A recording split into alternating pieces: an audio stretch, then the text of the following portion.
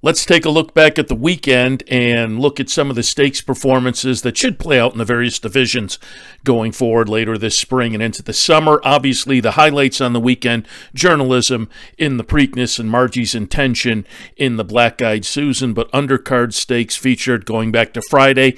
Echo Sound showed plenty of promise with a record of 3 wins and a second and 4 starts as a 2-year-old. She continued to look solid, winning her 3-year-old debut in Friday's Grade 3 Miss Preakness. She did it with a lifetime best 85 buyer. We'll look to possibly see her in the test at Saratoga. Candide was a promising 3-year-old filly from last year and won convincingly in the DuPont Distaff with a potent 94 buyer. She'll be a player going forward, you would think, in the filly and mare division this year. Those were both on Friday. A Saturday honorable mention was Retribution. The son of Vacoma steps into the 3-year-old sprint conversation with an 87 buyer victory in the Chick Lang.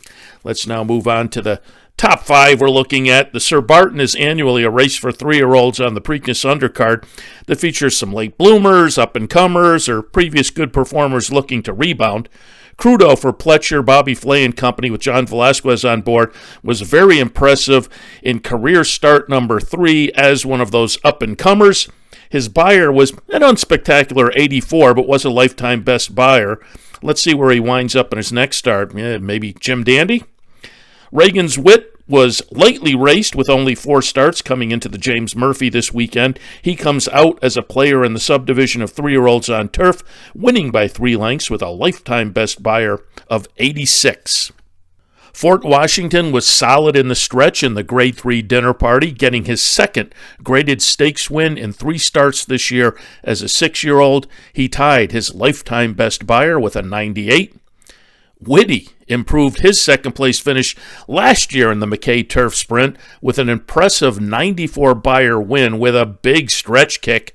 Fun to see where he goes now, looking for more Turf Sprint stakes. And finally, trainer Steve Asmussen has yet another powerful sprinter in Booth. The victory the weekend in the Grade 3 Maryland Sprint was his 4th straight stakes win going back to February, and the 100 buyer was the 3rd time he's hit triple-digit buyers. So there you have it, some performances from the weekend that maybe will play into the various divisions as we go forward this spring and into the summer. Make sure to follow us on Twitter and Instagram, and if you're watching on YouTube, like, subscribe, and comment.